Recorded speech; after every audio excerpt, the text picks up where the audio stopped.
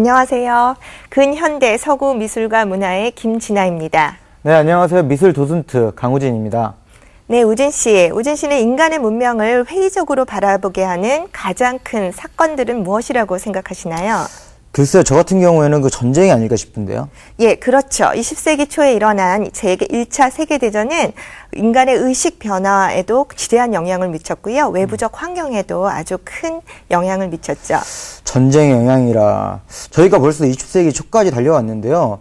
그럼 오늘은 어떤 내용을 배우게 되나요? 네, 전쟁은 예술가들에게 그 인간 세상에 대한 새로운 이해와 평가를 내리게 되고요. 기존의 미술도 새롭게 바라보게 됩니다. 따라서 전통적인 미술이 아니라 어떤 혁신적인 어떤 미술 개념을 들고 창작에 임하는데요. 오늘은 그러한 미술의 가장 대표적인 예로 다다와 초현실주의 운동의 탄생 배경과 특징에 대해서 알아보도록 하겠습니다. 네, 그러면 오늘 주요 작품에 대해서 감상해 볼까요? 네, 화면으로 보시죠.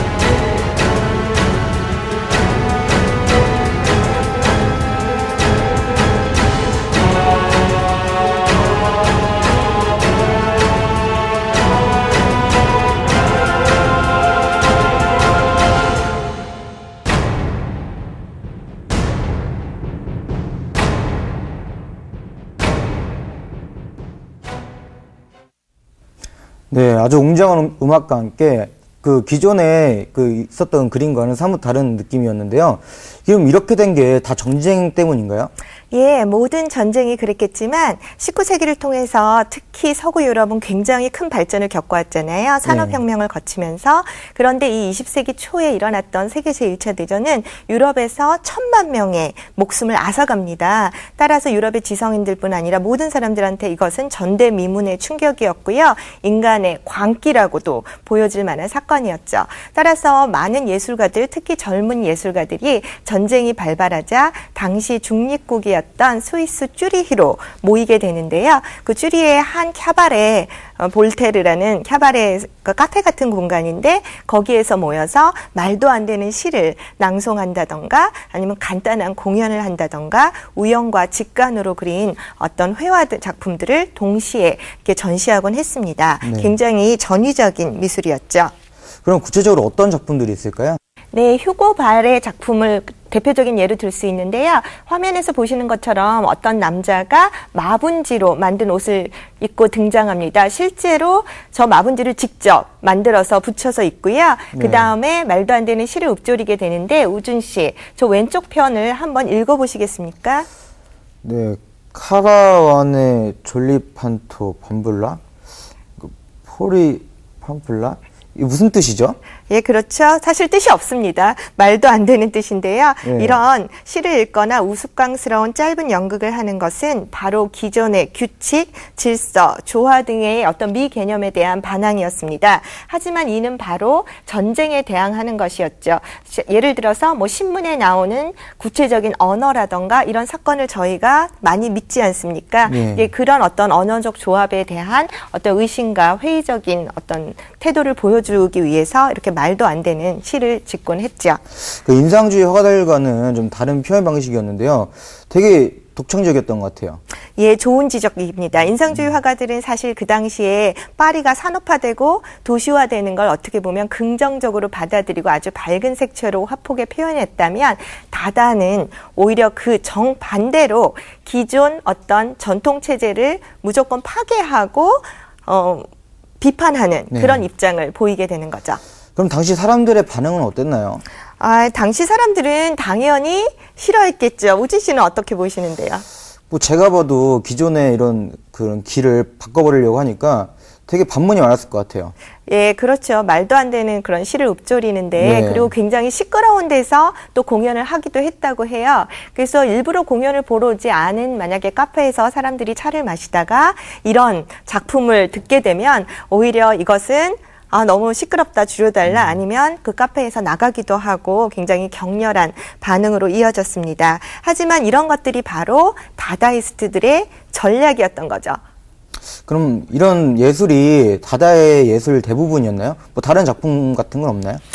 예, 있습니다. 예를 들어서 그 베를린 다다가 더 유명한데요. 네. 쥐리 다다는 주로 공연과 우연시, 아까 말도 안 되는 시를 네. 그 읊조린 것과는 달리 베를린 다다는 화면에서 보시는 것처럼 사진 꼴라주 혹은 사진 몽따주 등의 작품을 했습니다. 존 하트필드의 작품인데요. 무엇이 화면을 보면 떠오르시나요?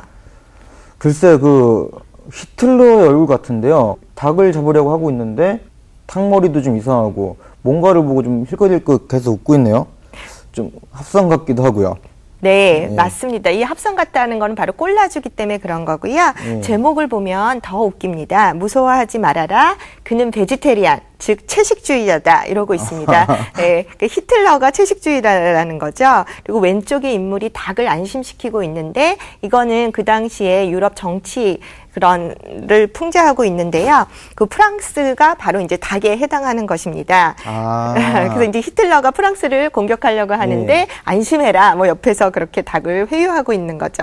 그리고 이제 꼴라주는 실제로는 입체파에서 유래하게 됩니다. 옛날에 피카소 작품 보실 때 네. 마지막에 이제 꼴라주 작품 보셨잖아요. 네. 근데 이제 피카소의 꼴라주는 주로 여러 가지를 모아다가 한 화면에 조형 요소를 붙인다는 의미가 있었다면 베를린 다다는 지금 저 하트필드 작품처럼 전치 태세를 풍자하기 위해서 각각의 잡지나 신문지에서 오려서 기존의 히틀러가 숭상되는 거하고 오히려 정반대로 히틀러를 비판하는 모습을 보여주는 거죠. 실제로 이 존 하트필드는 히틀러가 나중에 이제 그 나라의 정권을 잡게 되자 그 체포 명령을 받았다고 합니다. 따라서 가까스로 2층 창문에서 뛰어내려서 탈출을 했다는 일화가 있습니다. 그리고 이제 이런 다음에 베를린 다다 뒤에는 뉴욕 다다로 이어지게 되는데요. 네. 그러면 미국이 드디어 이렇게 미술사에 등장하게 되는 거군요. 예, 아주 좋은 지적입니다. 네. 그 이전에 뉴욕은 현대 미술의 그 중심지였던 적은 한 번도 없습니다. 대부분 저희가 살펴본 것이 파리를 중심으로 한 혹은 아까 마지막에 스위스, 독일 등 유럽을 중심으로 했죠. 네. 하지만 이제 미국에서 드디어 1917년 병기고 전시회라는 그 전시를 통해서 미국 미술이 세계의 주목을 살짝 받게 됩니다. 병기고라고요? 네, 병기고는 병기의 창고죠. 예. 그래서 69 병기 창고라는 뉴욕에 오래된 창고가 있었는데요. 네. 그곳에서 현대 미술 전시를 이제 개최하게 됩니다. 사실 그런 어떤 전시장을 쓰는 것도 굉장히 미국적인 컨셉이었는데요. 사실 미국 미술은 그 당시까지만 해도 사실주의나 지역주의에 경도되어서요. 유럽에서는 피카소나 마티스가 굉장히 아방가르드한 새로운 형식을 실험하고 있었잖아요. 그래서 미술 쪽에서는 조금 열등감을 가지고 있었던 상태입니다. 그래서 이 전시회를 통해서 새로운 유럽 미술을 소개하고 동시에 미국 미술도 한 차원 더 나아가서 전위적인 어떤 미술을 보여주고자 했습니다. 계단을 내려오는 작품이 그 전시에서 가장 유명한 이목을 모았는데요. 마르셀 듀상의 작품입니다. 우진 씨, 저 화면에서 계단을 내려오는 누드가 보이십니까? 아니요, 저는 그렇게 안 보이는데요. 근데 자세히 보니까 뭔가가 왼쪽에서 오른쪽으로 내려오는 것 같은데 제가 보기에는 누드가 아니고 나무 토막이나 깡통 로봇 같은 게 그냥 내려오는 것 같은데요. 예, 그렇죠. 계단을 내려오는 그 여인의 모습은 하나의 모습으로 그려진 게 아니라 내려오는 동안 이렇게 움직임을 하나하나 분절해서 다시 모아놓은 어떤 형태를 보였죠. 이건 사실 그 당시 어떤 연속 사진의 영향을 많이 받았다고 해요. 사진기에 이렇게 1초 동안 타다다다 이렇게 한꺼번에 여러 모습이 보이잖아요. 네. 그런데 이제 저런 것들은 사실은 피카소의 캄바일러 초상화처럼 한 형태를 이제 쪼개서 한 화면에 보여지는 것과 비슷하시죠. 그 듀샹이 미술계에 일으킨 파장이 되게 쇼킹했을 것 같아요. 아, 그럼요. 특히 이 작품은 그 전시에서 너무 큰 비난을 모아왔는데요. 예를 들어서 아메리칸 아트 뉴스는 이 작품에서 계단을 내려오는 여인을 찾는 첫 독자에게 $10를 주겠다고 광고를 합니다. 예, 그리고 이제 또 많은 신문에서는 이 그림이 그 지하철 아침에 출퇴근 시간에 내려오는 거침없이 내려오는 누드라고 풍자를 하기도 하지요. 하지만 그럼으로써 오히려 듀샹이 유럽보다는 미국에서 굉장히 유명해지게 되는 계기가 됩니다. 또 다른 작품으로는 샘이라고 있습니다. 네. 제게는 좀 익숙한 작품인 것 같아요. 아, 제 생각에는 이제는 모든 젊은 친구들이 듀샹과 샘 정도는 다 알고 있는 것 같아요. 네. 네, 우진 씨 작품에 대해서 좀 설명해 주시겠어요? 네, 작품을 보시게 되면은 그 변기를 뒤집어 놓는 것처럼 이렇게 만들어 세워놨는데 그 제목 또한 샘이라고 짓고 또 이렇게 위트 넘치고 재미있게 표현한 것 같은데요. 근데 아무리 생각해도 이렇게 좀 유명한 작품이라고 생각되지 않고 또 이렇게 유명하다고도 하는데 제 생각은 좀 그렇지 않는 것 같아요. 아, 그렇지요. 바로 듀샹이 그 점을 노린 것입니다. 듀샹은 이 작품을 미술품이라고 자신이 전시에 내보낸 것은 아니었어요. 그리고 실제로 저 변기 자체를 자신이 직접 만들지를 않고 선택을 한 거잖아요. 이것은 기존의 어떤 창작 개념을 부수는 거죠. 그리고 기존의 예술가가 붓을 들고 그림을 그리거나 아니면 주조를 하거나 아니면 뭐 어떤 공예품을 만들거나 직접 손을 이용한 어떤 미술가의 개념을 파괴하는 거였고요. 그 작품 왼쪽에 보면 알무트라는 서명이 있습니다. 그래서 주로 예술 작품은 자신의 작가의 이름을 서명하잖아요. 네. 근데 이제 듀샹은 저게 뭐 하수도공 업체의 이름이라는 설도 있고요. 저 변기 업체의 뭐 이름에서 나왔다는 설도 있는데요. 그러면 이 작품의 진정한 작가는 누구인가? 라는 질문을 던지고 있는 거죠. 그래서 이런 것들은 그 기존의 전통적 미술 작품과 미술가 개념을 다시 한번 저희한테 제고하게 하는 20세기를 통틀어서 가장 유명한 작품이라고 할 수 있습니다. 또한 저렇게 밖에서 있는 기성품을 그대로 가져오는 것을 레디메이드라고 하거든요. 그래서 레디메이드 같은 경우 듀샹은 저런 자전거 바퀴도 가져오고 이렇게 눈 뜨는 삽도 가져오고 병 말리는 기계도 가져옵니다. 하지만 전혀 뭐 형태는 안 변화시키지만 위치는 좀 변화시키는 것 같아요. 자전거 바퀴 거꾸로 세워놨잖아요. 네. 아까 변기도 그 샘이라고 할 수 있었던 이유는 방향을 90도로 이렇게 틀어서 그 물이 고이는 그렇죠. 것처럼. 그래서 소변은 내려가는 건데 그거는 마치 물이 솟아오르는 것처럼 표현을 했기 때문에 샘이라는 또 제목을 붙였던 거죠. 그럼 그 코스염이 달린 모나리자도 그 듀샹의 작품이죠? 아, 예, 맞습니다. 잘 기억하네요. 그래서 그 모나리자 작품은 그 김정락 선생님께 한번 자세히 여쭤보도록 하지요. 네.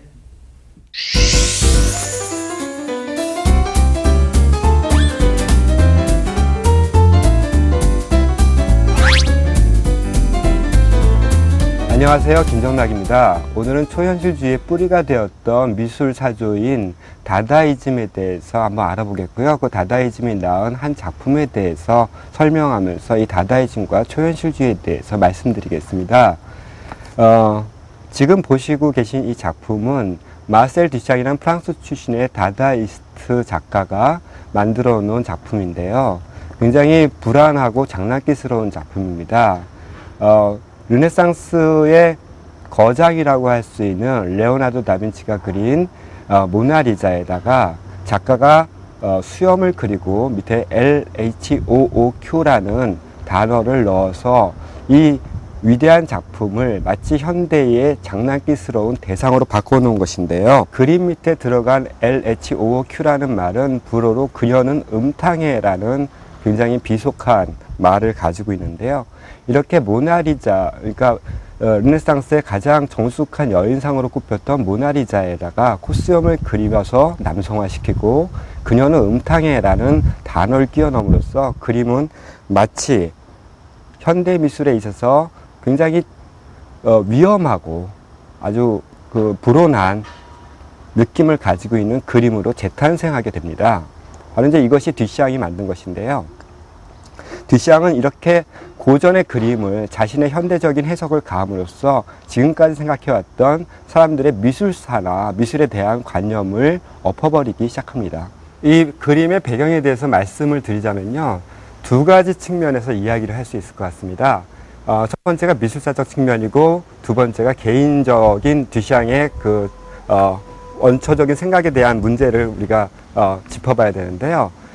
미술사적인 측면에서는 그 다다이즘의 거장이었던 마셀 듀샹이 그 과거의 거장이었던 레오나르도 다빈치의 모나리자를 이제 부정하고, 그러니까 즉 과거의 미술을 부정하는 형태로서의 다다이즘을 말씀드릴 수 있고요.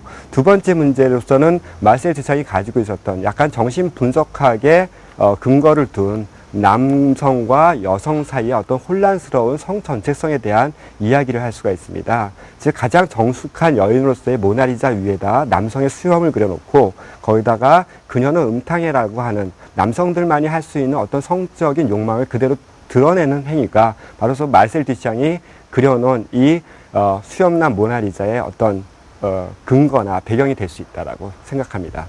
그렇다면 이러한 시도가 초현실주의에 미친 영향은 무엇이었을까요? 우선 이 그림은 초현실주의와 방법적으로 상당히 가까운 점이 많습니다. 과거에 거장들의 이미지들을 빌어와서 차용했다는 점이 그 점이라고 할 수가 있겠는데요. 특히 이제 초현실주의자의 유명한 화가였던 달리도 고대의 유물인 비너스라든지 이런 것들을 차용하기 일쑤였습니다. 바로 이제 이러한 차용만 끝나는 것이 아니라 이 차용을 통해서 이 작가들은 그것을 이미지를 변화시키고 자신들 나름대로 요리하면서 스스로 현대성이나 현대적 의식을 갖다가 가미하기 시작했는데요. 우리가 보았듯이 모나리자에다가 현대의 정신병리학적, 정신 분석학적인 의미를 심어 놓음으로써 그림을 현대화시켰던 것처럼 초현실주의자들도 역시 마찬가지로 이 프로이트의 정신분석학에 기반을 둔 미술을 하였기에 꿈, 해석 이런 것들을 갖다 보여주기 위해서 오히려 전통적인 이미지를 가져와서 기존의 상식적인 관념을 뛰어넘는 새로운 세계와 어떤 해석을 가능하게 만들었어요. 바로 이러한 점들이 다다와 초현실주의가 갖고 있는 공통점이라고 말할 수 있습니다. 네, 김정락 선생님의 설명 잘 들었습니다.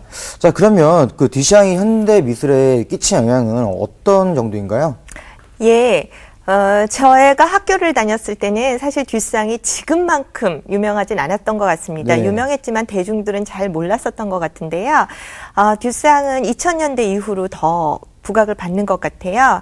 이제 제가 생각하기에 그 이유는 그 이전만 해도 이제 보통 시민들의 어떤 의식을 조사를 하면 20세기에 가장 큰 영향을 미쳤던 작가로는 피카소들을 주로 들었습니다. 피카소를. 그런데 지금 어떤 갤럽 조사 같은 걸 하면 듀샹이 뽑힌다고 합니다. 이제 그 이유는 듀샹이 1910년대에 아까 변기를 만들었지만 오히려 그의 미술이 직접적으로 영향을 미치게 된 거는 1960년대 이후 그리고 동시대에 이르는 어떤 미술에 더 큰 영향을 미치게 되어서 날날이 더 유명해지는 작가가 된 것 같습니다. 그렇다면 그 다다 운동에서 그 비롯된 그 미술 사조는 어떤 것이 있나요? 예, 이성적 그 합리적인 측면을 계속 비판했잖아요, 다다가. 네. 근데 그것을 계승한 초현실주의가 있습니다. 그래서 초현실주의는 사실 앙드레 브루똥이라는 어떤 평론가가 시작을 했는데요. 1924년에 초현실주의라는 아예 선언을 딱 내리면서 어떤 기존의 의식이 아니라 무의식을 어떤 화면에 표현하려고 했던 사조입니다. 특히 프로이트의 영향을 많이 받았죠. 그럼 그 다다와의 차이점은 무엇이 있어요? 예, 다다는 무조건 합리적이고 비이성적인 걸 강조하기 위해서 네. 어떨 때는 굉장히 폭력적이고 말도 안 되는 행위들을 통해서 이제 미술을 구현했다면 초현실주의는 대부분 여러분들이 기억하시는 그림들도 많을 것입니다. 회화로 사실 표현을 하게 됩니다. 따라서 어떤 반이성적이고 비합리적인 모습을 무의식과 그리고 꿈 이미지 이런 것들을 통해서 화폭에 담는 거죠. 조금 더 미술적으로 변했다고 할 수 있습니다. 그렇다면 그 다다와 초현실주의는 그 뿌리와 원초는 같지만 그 방향이 달랐네요. 예, 그런 셈이죠. 그렇다면 그 초현실주의의 특징이나 그 기법에 대해서 설명 좀 해주세요. 네, 이성의 지배를 받지 않는 어떤 환상이나 공상의 세계를 그리려면 사실은 가장 저희가 쉽게 떠오를 수 있는 거는 꿈속의 영역이죠. 네. 그래서 꿈 이미지를 담거나 아니면 현실 세계에서 아무런 무의식적인 의식 없는 상태에서 자동적으로 그림을 그려나가는 두 가지 방식을 채택합니다. 그래서 앙드레 브루똥은 보다 전문적인 용어로 이거를 꿈 이미지와 자동 기술법이라고 규정하죠. 네. 그리고 맛송의 그림을 보시면 이제 그런 점이 아주 잘 나타나는데요. 맛송은 자신을 매우 구속적인 상태로 몰아넣습니다. 심지어 며칠간 잠을 자지 않거나 굶거나 혹은 약을 먹고 그림을 그린다고 합니다. 좀 심했죠. 그래서 이제 그런 상태는 저희가 본래 현실에서 느끼는 모습이 아니라 이제 다른 어떤 환각 같은 상태에서 이제 느끼게 되니까 그런 모습을 자유롭게 이제 화폭에 그리려고 했고요. 예를 들어서 1926년에는 풀 같은 것들을 그 모래나 아니면 캔버스에 뿌린 다음에 그 자유로운 어떤 형상이 드러나게 되면 그 주위에 유화를 그리는 그런 실험을 하기도 했습니다. 그런 것들이 이제 자동기술법의 대표적인 작품이라고 할 수 있죠. 그리고 또 다른 어떤 자동기술법을 이제 실천한 작가로는 에른스트를 들 수 있는데요. 우진 씨, 혹시 프로타주라고 들어보셨나요?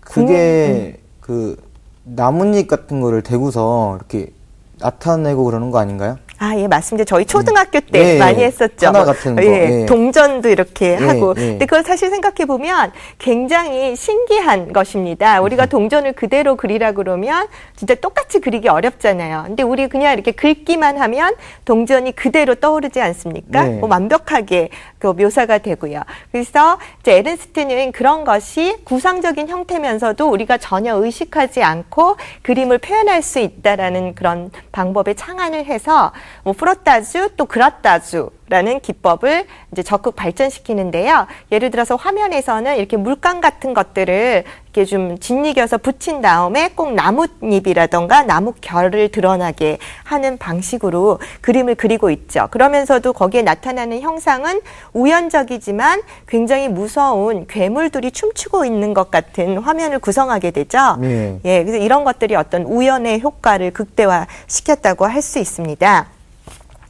그리고 그 다음 작품은 이제 미로, 스페인의 카탈로냐 출신의 작가죠. 그래서 피카소와 더불어 이제 굉장히 네. 스페인이 자랑하는 화가인데요. 두 그림을 한번 비교해 보세요. 글쎄요, 그 왼쪽을 봤을 때는 그 오른쪽에는 강아지 얼굴 같고요. 그 오리 또 밑에는 또 사람 얼굴 같은데요. 아, 예, 그렇죠. 예. 그래서 사실은 이거는 얀 스텐의 네덜란드풍의 신뢰라는 작품을 보고 미로가 무용수업이라고 제목을 따로 붙여서 새롭게 해석을 한 작품입니다. 네. 그가 네덜란드를 여행하면서 그 정밀 묘사를 벗어나서 알아보기 힘든 기호나 문자들로 이렇게 화면을 채우기 시작하는데요. 이건 어떤 회화의 전통에 대해서 이제 비판을 하는 거죠. 패러디를 하면서도 비판을 하는데요. 예를 들어서 저 강아지가 노란 네. 알 수 없는 기호와 같이 변하고 그 강아지 주위로 어떤 선이 구불구불 감싸고 있는데 그런 것들은 마치 용 같기도 하고 아니면 그냥 수학적인 아니면 그냥 자유로운 성같이 보이기도 하죠. 이 간결한 기호적 풍경의 환상을 접목시킨 또 다른 화가로는 폴 클레를 들 수 있습니다. 우선 화면으로 만나보시죠. 우진 씨, 저 화면에 어떤 것을 느끼실 수 있나요? 글쎄요, 아주 간결하게 표현한 것 같은데요. 마치 초등학생이 그린 것처럼 보여지는데요.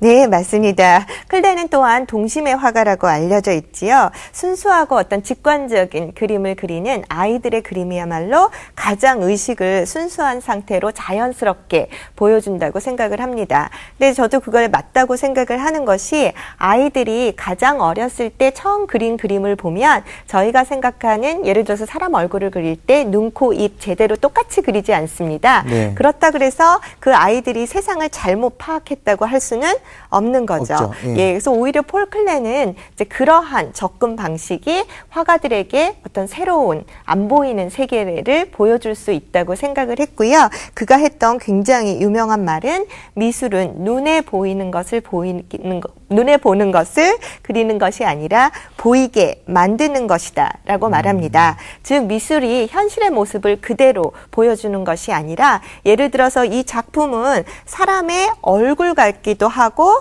화분에 놓여 있는 꽃 같기도 하지 않습니까? 네. 예, 그러니까 이런 식으로 이게 얼굴인가 하면 꽃이고 꽃인가 하면 얼굴이고 이런 것들은 이 그림만이 보여줄 수 있는 아주 창조적인 어떤 모습들인 거죠. 그래서 이러한 선톡, 색과 같은 요소들이 화면에서 어떻게 창조되었는가를 작가들에게 또는 관객들에게 폴 클레는 보여주고 싶어 했고요. 또 특이한 점은 폴 클레는 한 번도 초현실주의 파라고 이렇게 형성이 되어 있었는데 그 참여한 적은 없습니다. 본인은 초현실주의자가 아니라고 얘기를 항상 했습니다. 네, 그렇다면 그 인상주의 화가임을 거부했던 그 마네와도 좀 비슷한데요. 그 초현실주의 그 화가로 달리도 있죠? 예, 그렇죠. 너무 유명한 달리입니다. 달리의 그림 기억의 영속 한번 보시겠어요? 네. 예, 어떤 점을 저 그림에서 관찰할 수 있는지. 좀 눈에 많이 익은 작품인데요. 그 시계가 녹아있는 점이 좀 약간 무섭기도 하네요. 네, 그렇죠. 빨래 같고요. 네. 광활한 풍경 속에서 저의 짐승의 머리인지 찢겨진 인간의 얼굴인지 막 알 수 없는 형체의 눈썹 같은 것이 붙어 있잖아요. 네. 그 자체가 굉장히 공포스럽게 저희한테 다가오기도 하고요.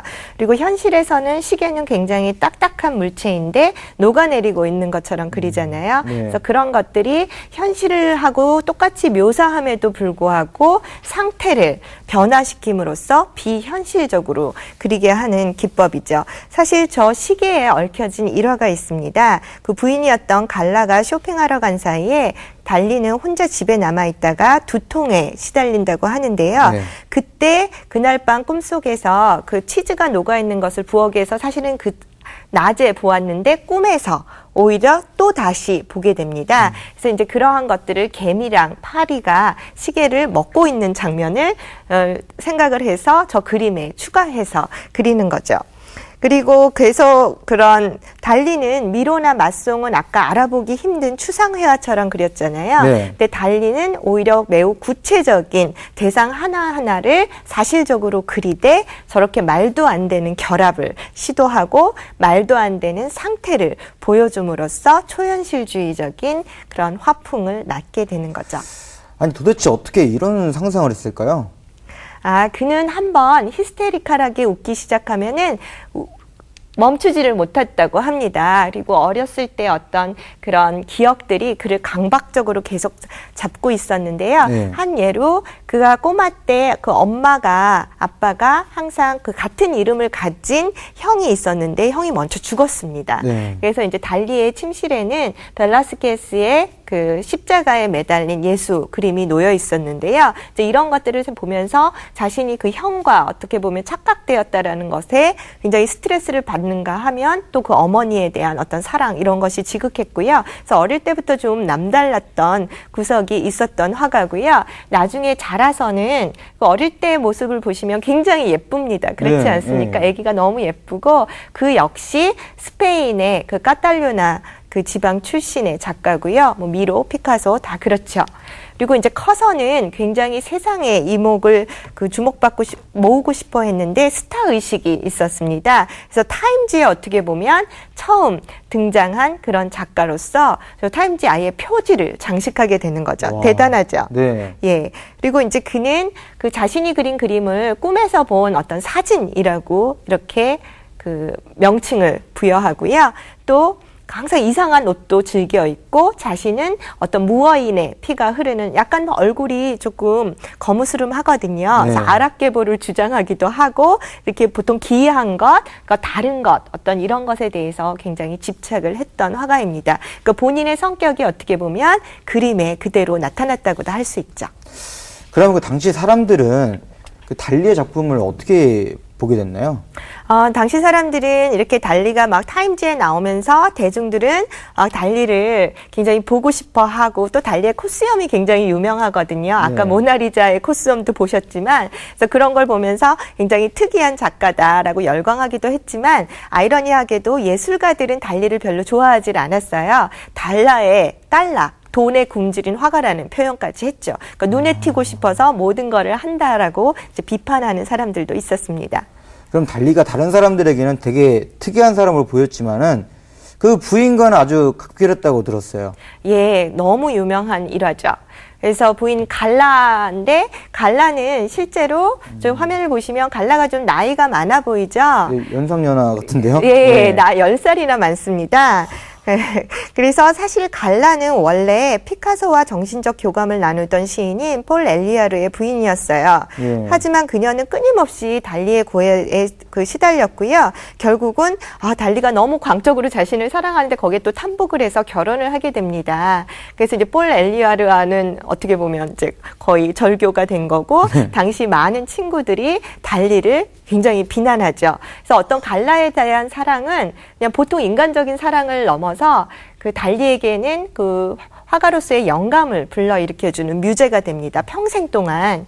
그래서 이 작품 같은 여러 수많은 작품에 갈라가 등장하는데요. 제목은 컬럼버스가 그 미대륙을 발견한 그런 작품입니다. 거길 보면서 그 컬럼버스가 미국 대륙을 발견할 때 어떻게 보면 갈라가 그 길을 인도하는 여신처럼 그려져 있잖아요. 네. 그래서 갈라를 굉장히 이상화시키고 있죠. 그렇다면 달리가 어느 것에 빠지면 되게 집착이 심했던 것 같아요. 참 독특한 사람인 것 같기도 하고요. 네네. 네. 그래서 좀 약간 정신적으로 문제가 있다고도 네. 할 수 있고 본인 스스로도 그거를 인정하죠. 그래서 자기의 작품을 아예 이렇게 정의합니다. 편집 광적 비판 방식이라고요. 그래서 정상적인 상태에서 그린 것이 아니라는 거죠. 하지만 그것이 어떻게 보면 세계의 진실을 더 잘 드러낼 수 있다고 어떻게 보면 생각한 것도 있고요. 예, 이 그림이 뭔지 기억하세요? 예, 그 밀레 만종 아닌가요? 예, 그렇죠. 예. 그래서 이 그림에도 되게 일화가 있는데요. 달리는 어릴 때부터 이 그림을 굉장히 좋아했어요. 그래서 네. 루브르에 가서도 이 그림을 봤는데 이 그림을 보고 아무리 봐도 느낌이 이상한 거예요. 그래서 농촌에서 그냥 그날의 수확을 감사드리는 두 부부로 보인 것이 아니라 저 그 여인의 밑에 놓여 있는 바구니에 네. 아기의 관이 뭔가 죽어 있는 게 보인다는 거예요. 그래서 루브르에 직접 요청을 합니다. 이 사진을 한번 찍어봐라. 그 밑에 캔버스 표면에 원래 무엇이 그려져 있는지. 그래서 실제로 루브르가 엑스레이 촬영을 한 결과 달리가 맞았던 거죠. 그 밑에는 저 바구니 밑에는 원래 아기의 관이 그려져 있었고요. 이것은 결국은 굉장히 가난한 농촌에서 굶어 죽은 아기를 보내면서 기도하고 있는 부부의 모습을 그렸던 거죠. 그래서 이런 걸 보면 달리가 어떤 비이성적이고 말도 안 되는 것만을 그린 게 아니라 어떻게 보면 굉장히 직관적인 관찰을 잘 했던 그런 화가로 보여주는 이런 거죠. 그 달리가 처음 발견했다는 게 되게 신선하고 놀라운데요.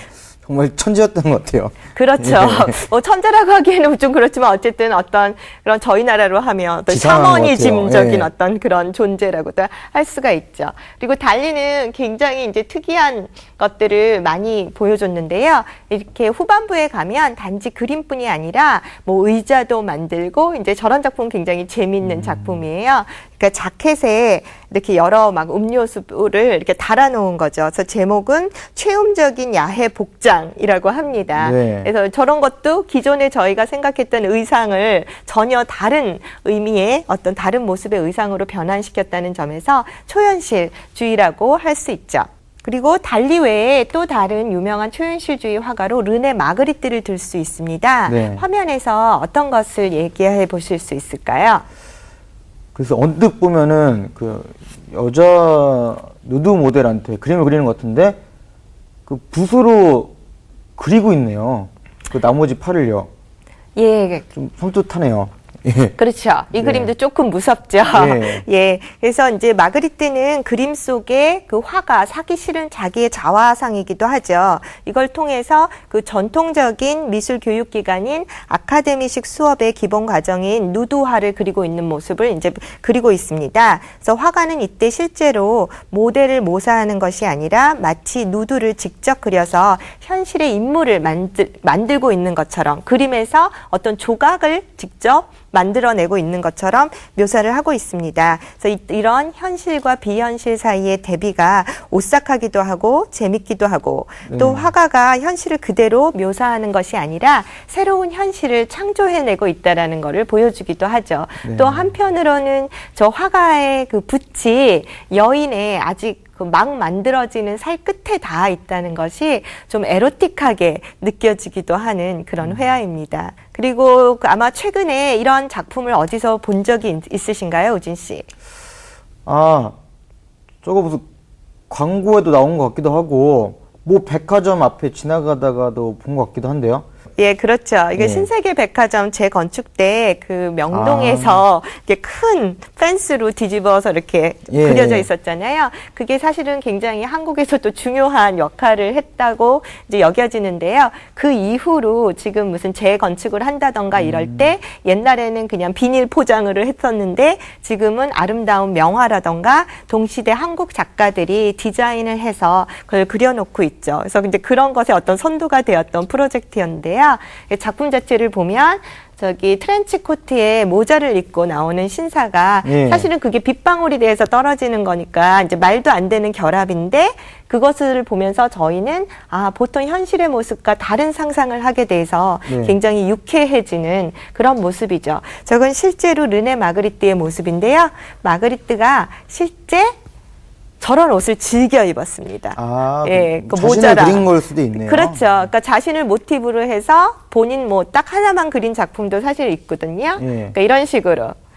그래서 이제 그 모티브를 따서 오른쪽 화면 같은 경우에는 아예 얼굴 대신에 사과를 대치해 놓잖아요. 그래서 하나하나는 달리처럼 정확하고 명확한 사실적인 재현인데 그것이 결합하면 이제 말도 안 되는 그런 형태를 저희한테 보여주게 되죠. 그래서 머리가 어떤 두뇌가 사과인가, 뭐 사과랑 이렇게 결합시키는 어떤 지적인 노름 같은 것도 화면에서 보실 수가 있고요.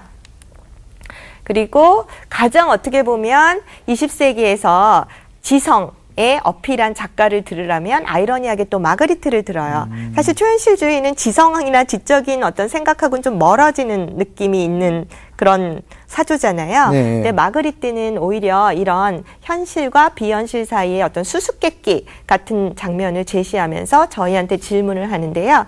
예를 들어서 이 작품의 이름은 스네 쥐누 삐빼.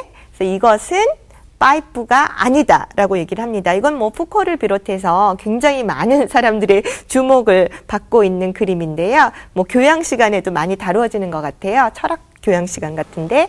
그래서 그럼 화면에 보는 저 그림 속에 그려져 있는 파이프가 진짜 파이프냐 아니냐. 진짜 파이프라고 생각하세요? 잘 모르겠는데요. 사실은 그림의 파이프를 가지고 저희가 담배를 필 수는 없잖아요. 네, 네. 그러니까 화면에 그린 건 실제 있는 것의 재현일 뿐이고 가짜 파이프지 그게 진짜라는 건 아니라는 거죠. 근데 옛날 전통 회화를 저희가 항상 생각할 때는 화면을 보고 그것이 진짜라고 생각하는 것이 또 관객들이 감상을 제대로 할 수 있는 거라고 인식을 이렇게 가져왔었는데요. 마그리트의 이런 그림으로써 새롭게 회화 자체에 아니면 회화의 존재론적 의미를 보여주고 있는 그런 작품이 되는 거죠. 그러면 그 초현실주의의 그 다른 작품도 좀 설명해 주시죠. 네. 예. 화면에 보시는 작품을 한번 보세요. 네. 이거는 사실은 달리의 작품이거든요. 또 달리군요. 네. 예. 근데 달리가 다른 작품보다 이렇게 좀 더 후반기에 이르면 굉장히 잘 그린 아주 다시 그리스 고전으로 돌아가는 듯한 작품을 보여줍니다.